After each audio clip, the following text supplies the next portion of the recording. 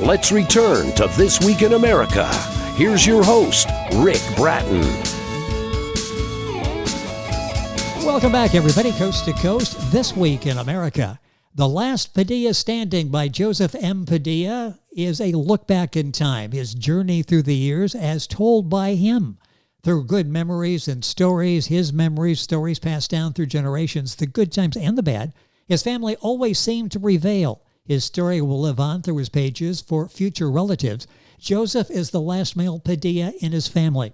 He was born in 1932 in a coal mining town called Madrid in central New Mexico between Santa Fe and Albuquerque. Happily married for 52 years, raised 3 children, 2 daughters and 1 son. His wife Alta passed away in 2005, followed by a son who passed away in 2019. Joseph is now retired, enjoys several hobbies. He likes to paint, he's a musician, and of course, a writer. Several other books, including Adventure, The Long Walk, which we discussed on This Week in America. At 89 years old, Joseph is still going strong. He tells his story in The Last Padilla Standing. Joseph Padilla is back with us on This Week in America. Joseph, welcome back to the program. A pleasure to have you with us. Thank you, Rick. Glad to be here. Enjoyed having you with us the last time, and we'll give you the information where the book's available, Joseph's website, as we go through the conversation. Let's talk about the inspiration for this. And I understand it was a family member that asked a question that sort of started this whole process for you. Explain how that happened.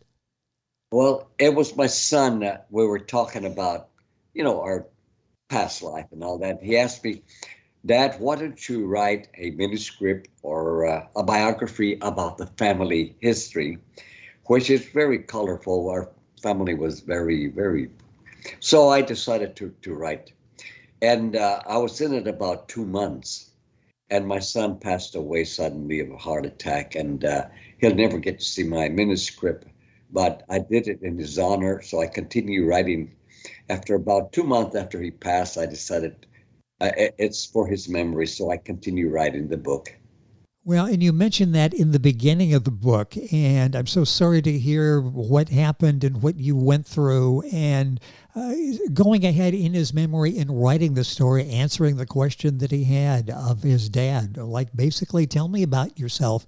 Who are you? And we'll touch on some of the highlights during the course of the conversation today. I love in the beginning, your dad was an altar boy, spoke Latin, and that was sort of the basis. Sometimes we take Latin in school and wonder if it's going to do us any good. That really opened the door for other languages for him, didn't it, including Cantonese, Chinese? Absolutely right. He was very, very intelligent, my father was. That was back in the early 1900s when he was a young man. He went to school, and he took the Latin, and he was an altar boy with the Catholic school there. He continued pretty good on the Latin. So he knew Latin, and from there he got Spanish, Greek, Italian, all the local languages that were used in that area. That's amazing. Back at that time, someone who knows that many different languages, and it's amazing. And that was part of growing up in a family that valued learning. Obviously, you did as well. You grew up in the Depression, and you talk vividly in your book, The Last Padilla Standing, about that growing up and the poverty and what you went through. Tell us a little bit about that. We hear about it, but you were there firsthand. How difficult was that for you and the family to survive during that period? Yes, it's amazing how my memory can remember things when I was a little tiny guy, but I can't remember what I did yesterday. As a child, oops, I'm a little stuck there, but anyway, there's a memory that I have. One day we were in the kitchen. This is back in the 30s when I was just a little tiny guy, maybe 3, maybe. And we were having dinner, and my father asked my mother to pass the red chili. And I looked at it, and he enjoyed it so much that I wanted some myself. And my father looked over at my mother, and my mother looked at him and said, "You better not." And my father, and he handed a little teaspoonful of it, and Oh, I'm telling you, I must have made faces that you wouldn't believe, but it's amazing. From that day on, I've been able to eat hot chili, hot peppers, whether green or red. Back in the Depression, beans and potatoes was the thing. My father was a coal miner. Thank God we had living in the little town of Madrid, and so from then on, I continued eating my hot stuff. That wouldn't be recommended in a diet for a young person, but you wanted it, and you talk about that, and I can almost see you sitting there and doing that, and you were going to enjoy that, and you did, or at least let them believe that you were enjoying it. It's just one of the charming stories in Joseph's book, The Last Padilla Standing, and Padilla is spelled it's like Padilla, Padilla. If you're Googling The Last Padilla Standing, and the website, by the way, his website is josephpadillabooks.com, and you will find information there and be able to order the book from there as well. I mentioned where you grew up. Talk about that area, the New Mexico territory, what became a state there, in the history there. Talk about that, growing up next to the coal mining town there. Well, my mother's family, my father's family, way back in the early 1800s, they came through. My mother's side went through Florida, and my grandmother's side, they were British. They went through Michigan, up in that area, and it was called the New Spain Territory when they out of Florida, and then in later years it became the New Mexico Territory, which my family had traveled down. And my grandfather was he was a spokesperson for the Indian community there, the Native Americans. So that was his job, and it was a very interesting outdoor life there in the pueblos in New Mexico. What was that like growing up there? And it's a whole different time from your standpoint. And you talk about being in the fields and doing everything there. What was childhood like for you? It was wonderful. I had a friend that lived down the ways, and him and we used to go from the Cochiti Pueblo. No, this is Sile, where my mother was born, Sile Pueblo. And we used to go to the Rio Grande down there, and we'd play water, looking for frogs and all that. And it was a very joyful. Well, one day we decided to go up there, and there was the watermelon field, and it was a no. But we decided to break a watermelon, and we ate the darn thing. And then we went on to play with the at the river. That was one pleasant memory.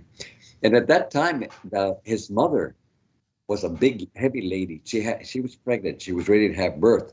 And while we were out there, she had birth. When we came back, we heard that she had 6 tuplets. None of them lived, but there was kind of a record of birth. 6 children. And that was kind of one of the sad stories of life back then. But life continued on, and it was very joyful there at Sile Pueblo, where my mother was born.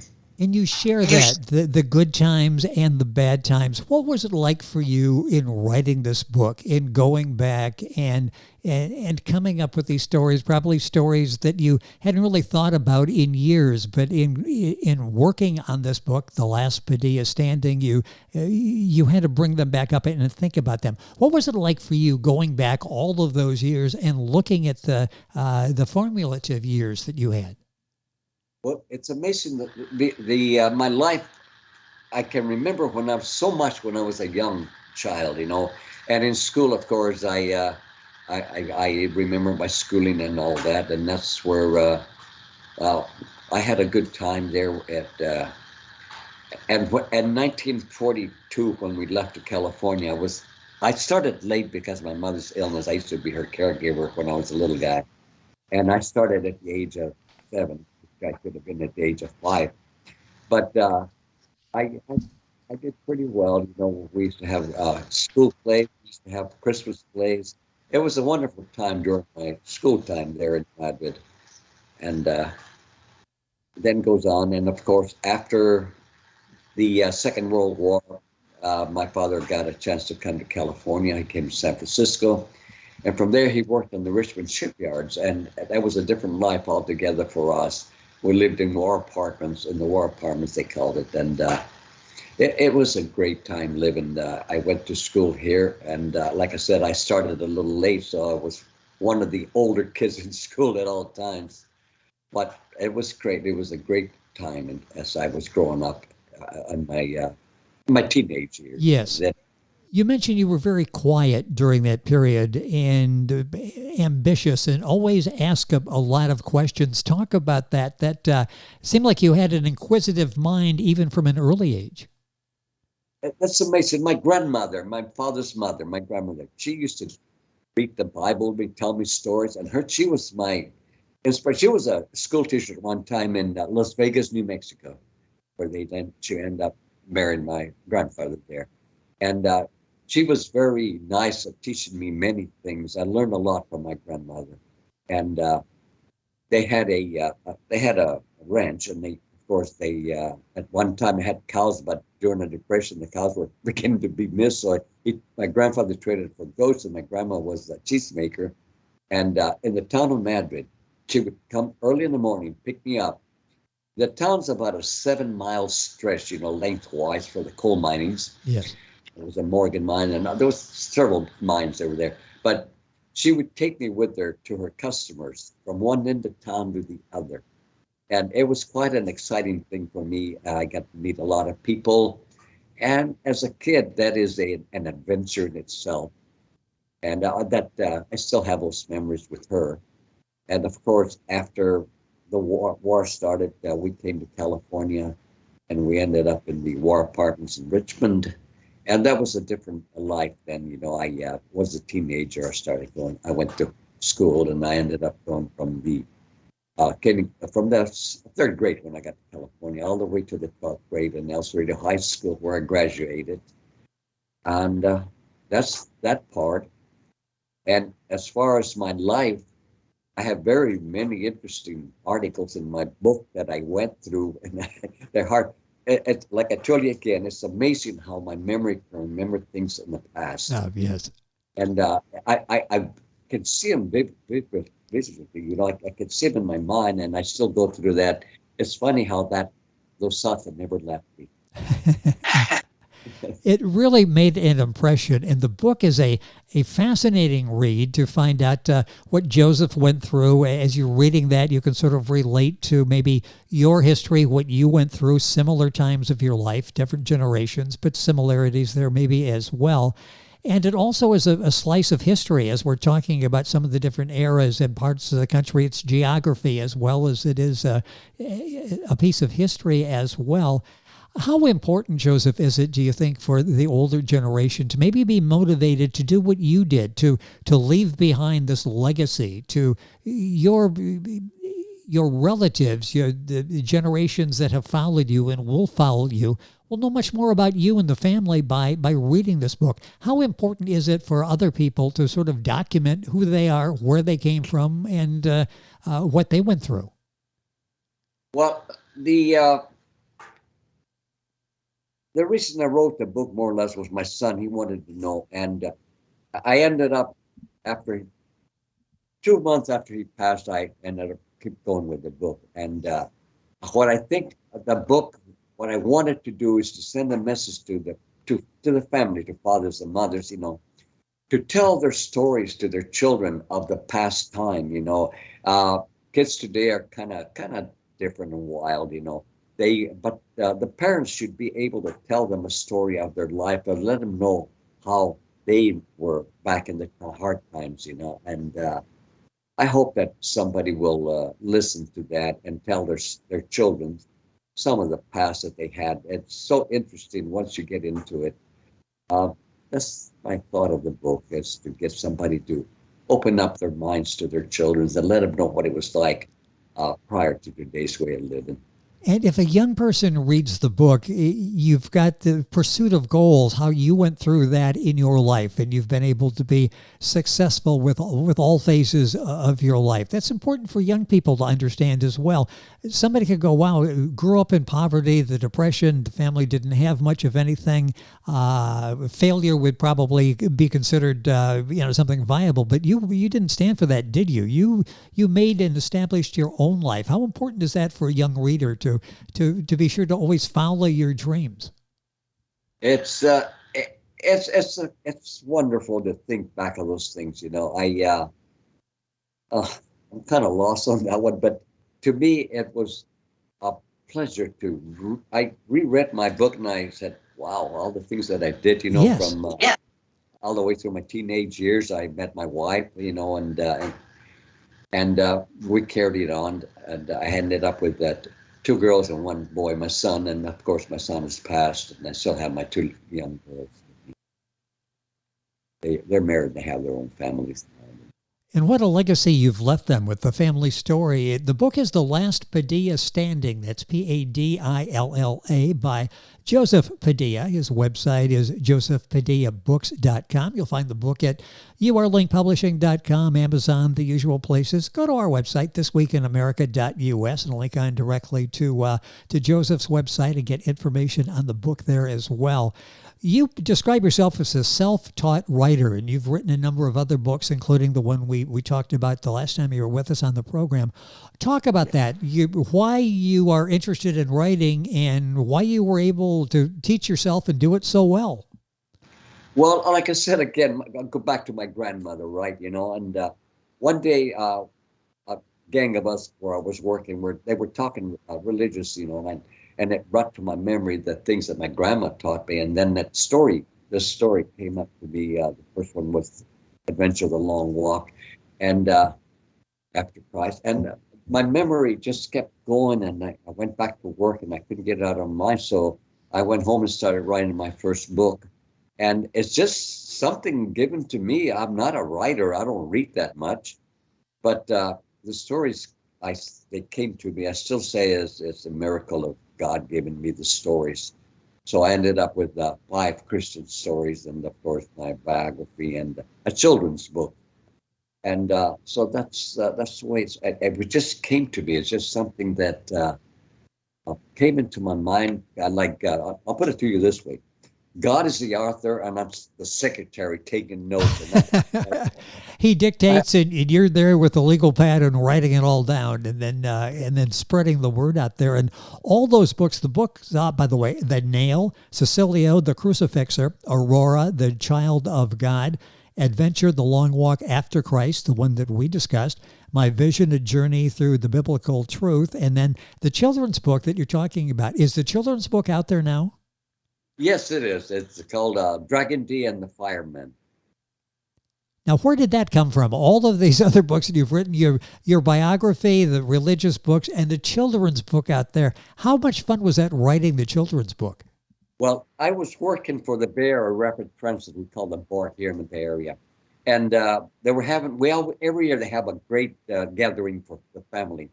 So my supervisor came out to me and said, Joe, says, could you take care of the children? They need somebody that, will be there more like a babysitter, we'll say, with the kids, And I agreed. It says, I'm going to give you half a day. You go rest somewhere. Give me a half a day out there at work.